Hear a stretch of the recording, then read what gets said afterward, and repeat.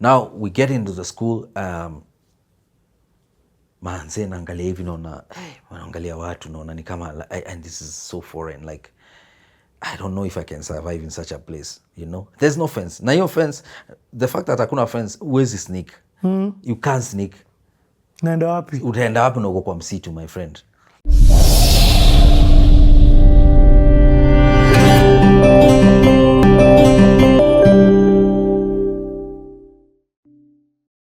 So come the following year, now I was supposed to enter, to start from 1. And what year is this around? It was in 94, 95? 93. 93? 93. Okay. Yes, 93, because, yeah, it was 93. So, I'm at home, I'm waiting now, you know, for my dad to decide which school I'm going to go to and all that. So one day my dad comes home and is like, I want you to go and look for a school because you have to start school by, because already January ilikuwa inaelekea kuisha. Feb inaingia na hujapata shule. So I went and looked for a school. There's a place called Kahuho. So I went, nikapata shule huko. There was another high school again, was called Jirongere. I'd gone there too. I looked for a school there. But Kahuho, there was, I think they were ready to like accommodate me. So when I came back, I told my dad about it, and then after like 2 or 3 days, somebody was sent home with a letter. And that letter was saying that I've been called to a school called St. Philip's in Embu. Yes, and it's a boarding school. So my dad was like, hii ndio utaenda. And were you happy? No. You wanted to stay home? Me, I wanted to be near home. Oh. Mi sikuwa nataka kumambo ya kwenda sijui wapi huko. So it's like, hii ndio utaenda, hii shule ndio utaenda kwa sababu I want you to go and have a hard life and so that you can understand what life is about na nini na nini. So he wants me to go and kula shida. Yani, no, yeye hata fikiri mambo ya masomo, nataka tu niende nikule shida kule. Yeah. I was like, what? So I didn't like the idea that I'm going to a school that is so far away and actually it's a boarding school. But now, you know, I have no choice. I have to do what he decides. So fast forward, ikafika siku ya kwenda shule. So he went, because I remember we went and did some shopping, you know, the way you buy karai, sijui unanunua vitabu, you know, those things utatumia shule. Unajua, now when you're shopping, the way you go and grab sijui bikers, yes. you grab sijui hizo popcorn, what are they called? Crisps and all that stuff. Biscuits and all. Because I used to see my sister wakati alikuwa anafanya shopping. Anagrab hizo vitu. Anachukua hizo vitu. Vile nilikuwa nimeziweka kwa troli, my dad told me, you know what? This is not what you're going to have in school. You're going to read in school. Hizi zote ni luxuries. Hebu toa hizo vitu rudishe huko. Akanambia, you are only going to carry the essentials. Sabuni, toothpaste, toothbrush. You know, the things that I need. Not the things that are going to make my life comfortable. You're going for hardship, bro. I'm going for hardship, my friend. Na kusoma. Bro. Wow, I was like, guy, sasa hii ni nini? Hii story gani tena? So anyway, yeah. So we did the shopping, bought the essentials only. Ukaelekea Embu. Na come the day for school, mimi kwanza ndio huyo nimebebana na sanduku yangu. Tao, tumefika from sijui Railways all the way to sijui ni Tiru, mama ni wapi hapo, to get matatus for going to Embu. So tired. I'm still very young, you know, I'm just 13 years old. Kwanza those days, even the roads were not good. Yeah. And that journey was such a long day. Yeah. We go, we get a mat hapo Tiru, I think, and then tukaenda tukufika Embu town. Embu town, you had to time it in such a way that you get matatu za asubuhi za kwenda ndani. Yes, because there are not many matatus that particular time. Very few matatu. Na ukimiss moja, utahave kutembea. What? You'd have to walk all the way. And it was far. St. Philip's, I remember called St. Philip's Mushonoke. So we get there, tukaingia kwa mat. Kwanza I remember ni zile face me tulikuwa tunazitanga face me. You know, it's like a small canter and then a pickup that which has been covered. It has a keyboard mabenches hivi and so uncomfortable. Halafu inaingia wamama wengine wazito na wanafinyana huko. Halafu you, because you are a child, you have to stand up. Yep. Man, tukatoka tukaenda all the way mpaka St. Philip's Moshonoke. Tukafika shule. Manze, I'm looking at this school na nashindwa hii ni shule kweli? Because it had no fence. There's no fence. There was no fence. Alafu uko bundus, like uko kwa msitu. And then now we get into the school. Manze, naangalia hivi naona, naangalia watu naona ni kama, and this is so foreign, like I don't know if I can survive in such a place, you know. There's no fence. Na hiyo fence, the fact that hakuna fence, huwezi sneak. You can't sneak. Naenda wapi? Utaenda wapi na uko kwa msitu, my friend? Hey? Then I'm taken to some cube. Kulikuwa ni kama hall lakini imegawanishwa into cubes. So I was put in one cube and I was the first one. So nikakaa hapo while my dad was, you know, ngangana with mambo ya fee and all that there, with the administration and all.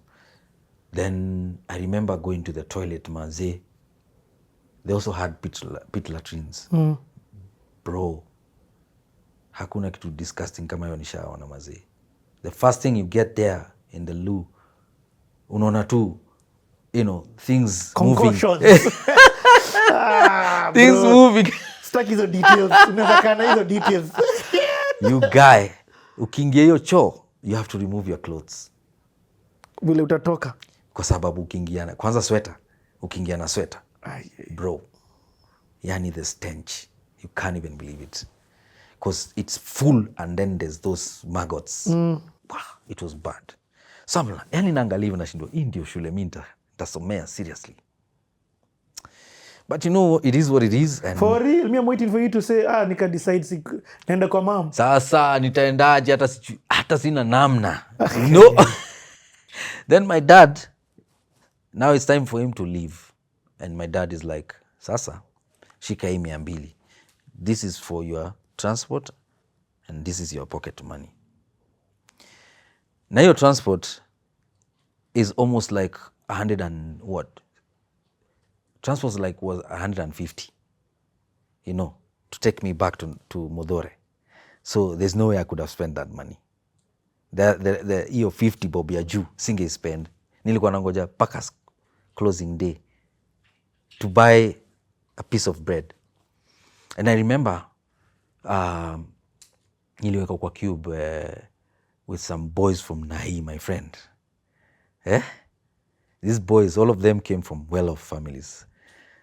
Watu wanakuja wamebeba chapati, like kila mtu ako na chapati this much, like amejaza mfuko ile ya nini kabisa, like 20 chapos each. A guy comes with the 5-liter jerrycan of juice. Mabiki, you know, all those, zile takataka zote niliambiwa niwache nyuma, hao wamebeba zote. Hey, you guy. Yani life was so hard. Because your whole story doesn't sound like you've got a break anywhere. Kia Mungu. Kutoka mwanzo ulianza hii story. Yes. It was so for me, traumatizing.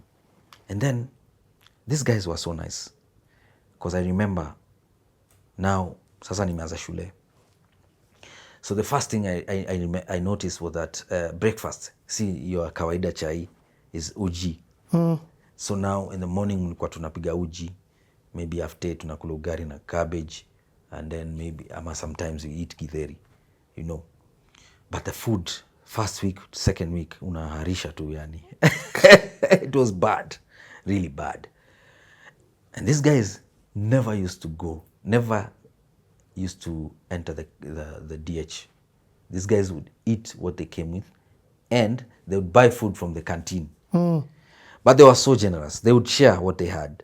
With you now? With me. Nice. Lakini sasa, for me now, I used to feel ashamed, like I have nothing to share, you know. ikifika time ya asubuhi breakfast, me I'd go very fast, I do my chores, then I go shower, and then immediately just leave because I don't have anything to share, you see. So awa akianza kushare machapati na manini, me have nothing to share, so I would make sure I leave that place before they start eating, because when they start eating, you know, they exchange goodies. Na mi sina kitu ya kuwapatia, but they were really nice, they would give me whatever they had, but because I didn't have anything to share, mi nilikuwa najipatia shughuli bana. In fact, at some point they used to give me their meal cards, wende ukule double, kwa sababu hao hakuwa naingia DH. So hiyo the one thing I remember I loved is that porridge was it was good. I don't know how they used to make it, but I loved the porridge. So you can imagine napewa meal cards 3, you guy. I'm sorted. porridge galore. Yeah man. So you know, hata kikuwa hivyo, things were hard, but you know, I will still get by, you know. This is the first time in your whole story that you sounded like they are friends that you're making. Yes. I mean, what can you do? I mean, you can't just live there, you know, by yourself. And even though you're feeling like you don't feel this place or you're not in touch with this world, you just have to get into that world and blend in. Otherwise, you will not survive. Yep. Yeah. So I had friends. For sure, I had to make friends. But me, I was that, you know, quiet boy, you know, chilled out, because I had issues also. So I didn't want mob stories. I was just chilled out, you know. In fact, people who knew me from those days are very surprised of what I became. They must have been like, this guy is so quiet. Yeah, like, how did he end up as an artist? How? So in school, you're not doing music? Nope. You're behind the scenes. Wewe umenyamaza tu? Mimi nimenyamaza. I did not want to even be involved in anything. What? Sio soka, sio drama, sijui nini. But, so the story continues where I'm done with term 1. So after term 1, karudi home. So tumefunga shule nikarudi home. So when I get home, of course, you know, kawaida tu, life ni ile. Me, my dad and my bro. I think my bro was in class 7. He just joined class 7. So, tukakaa, holiday season, I went back to school second term. After going back to school, like the second week, I was sent back home because of school fees. Yes. So, when I got home, I told my dad, and he was like, okay, sawa, umefukuzwa, haina shida, weka tu hapo, tutajua vile kutaenda. So tukakaa, second term ikaisha. I didn't go back to school. Came the holidays, tukakaa, guys went back to school. I was still at home. And then ikafika third term, mid third term. After mid term, sahi. Yeah. So me, I'm still at home. My dad was like, sasa, fanya hivi, go to your shoshos in Olkalau, go and tell your shosho to look for a school for you, and mkipata shule, ukae huko. Wakati unafunga shule, unakaa huko. So me, I'm like, what? Sasa mi niende tena Olkalau. I was not feeling the vibe, but again, what do you do? I'm a child. There's nothing I can do. My dad has decided. So I go to Olkalau. I find my shosho. I tell him what my dad has told me, and we start looking for a school. So we went. My shosho knew some people. So there's this lady she talked to, and there's a school which was not very far from where she used to live. And she found, because the idea was to get me into school so that I continue from where I left, but at least I'm able to now, you know, get into the next class, Form 2. So, of course, nikarudi home. but there are some details I had forgotten to ask. But remember, I'm still very young. So there are things, of course, I would not know to ask about, you know. So my dad sent me back to Olkalau, to that school, to find out about the details. I can't even remember what it was.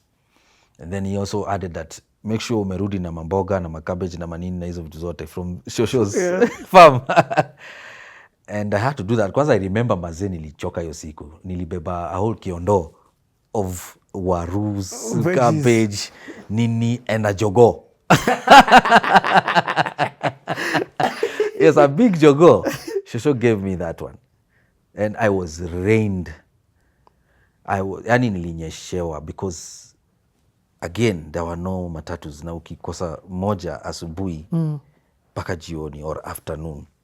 So I had to walk. It was ni mbali. I had to walk na nilinyeshewa off. My shosho like gave me, you know, like she, you know, alinipatia push paka mahali fulani, then akaniacha nikaenda to the town, to Olkalau town. But now from that point to the town nilinyeshewa. By the time I was getting there, I was soaked wet. Anyway, so I went back to Modhore, and so I came, I told my dad, nini. The details from the school. Yeah, the details from the school and all that. I was like, Sarah, you're going to go next weekend.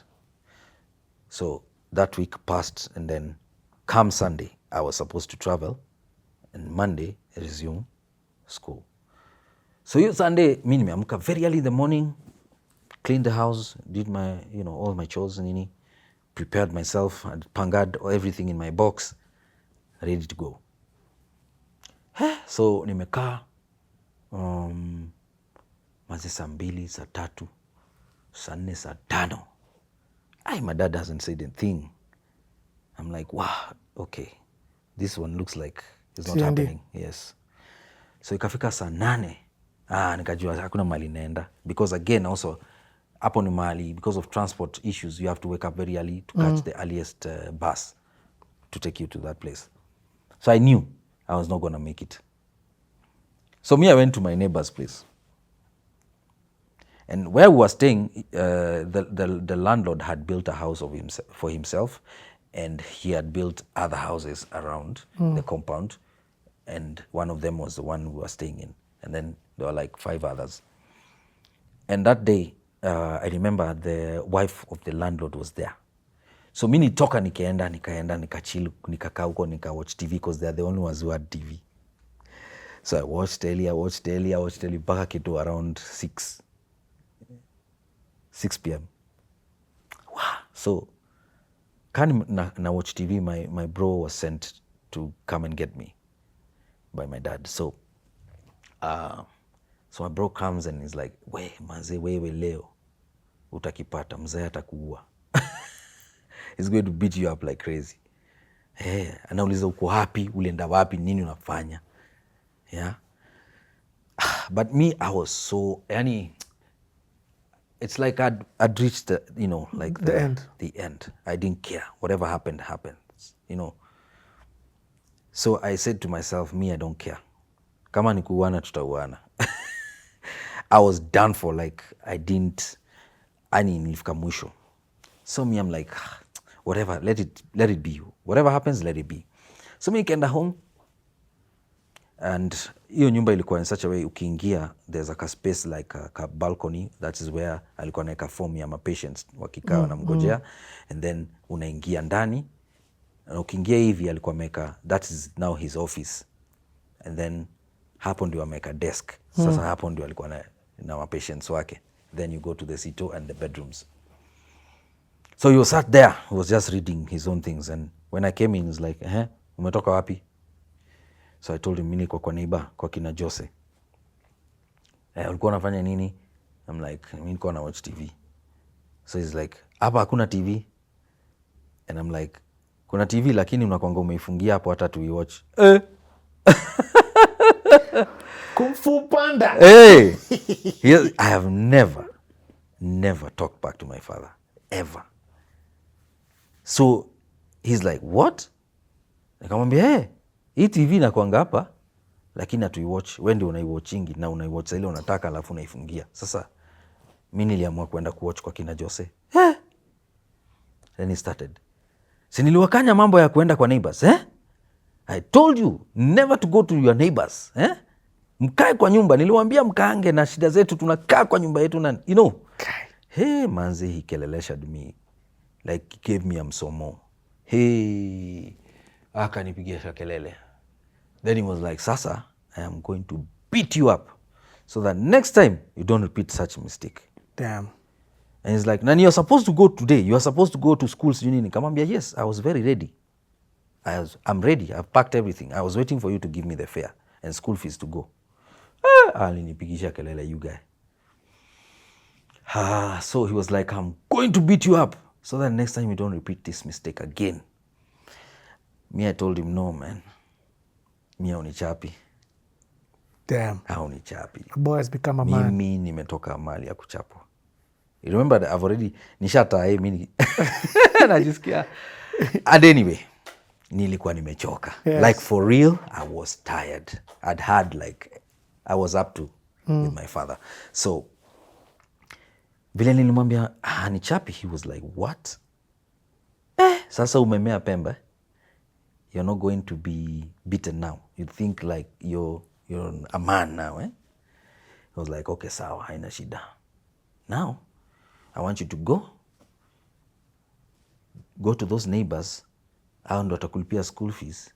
Hao ndo watakufanyia hii, watakupatia chakula, watakufanyia hivyo thing. Go to them. I don't want to see you in this house. Go and live with them. So I think at that particular point, he thought I was going to go and come back, and he beats me up. And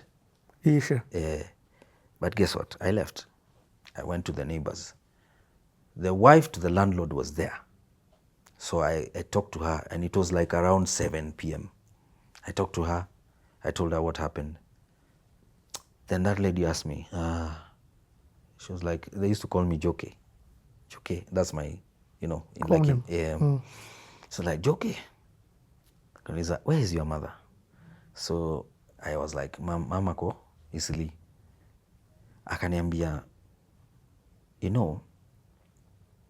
I've been watching you guys the way you live, and I don't like the way you guys are living. Akaniambia, look at you now. You're supposed to be in school, but you're at home. Akaniambia, now, this is what you're going to do. Go to your mom. Go and live with your mother. Nikaanza kumwambia, najua kuna mashida nini, it doesn't matter. Hata kama mama yako anaishi Mathare, that is better. Your mother. And your mother will not abandon you. So she was like, you will stay here tonight. We'll give you everything you want. Food, we'll feed you. You will watch the TV. Mpaka ishe. Kwanza those days, KBC, it was only KBC. And it used to fika midnight inafungwa. And then it was on a Sunday. I watched mpaka weekend movie. And Reza Ramon. Yes. I watched mpaka mwisho. Mpaka kufunga kituo. So this lady was like, you go to your mom. Your mom will sort you out. It doesn't matter how she lives or, what issues are there, but your mother will take care of you. So I stayed there for the night. They fed me and they watched me to watch the telly paka mwisho. They took care of me, gave me a place to sleep. I slept very well. Come Monday morning, very early, about 6 in the morning, nikaamka. I went out. Alafu, in Shags, watu wengi Sundays waungara. Like, nasikianga ile Sunday best. That's when you put on your best, outfits and all. So nilikuwa msafi and I was good. So I went to the house where my brother's bedroom was. Nikamnokia, nikamwambia, nitolee wallet yangu and I think a jacket or something like that. And then I told him, you know what? Me, I have to go. I'm going to mom's. Hey, my brother was like, wow, like seriously? Nikamwambia, mi naenda. So me, I left. Pause. Hey, this story is it's a lot. Yes. Hey, it is a lot, bro. It is a lot. Yep. Let's take a quick break. We're coming back to... Oh yeah. Can I take bro, a lick? Take a break, unaweza kunywa maji kila kitu. Wow.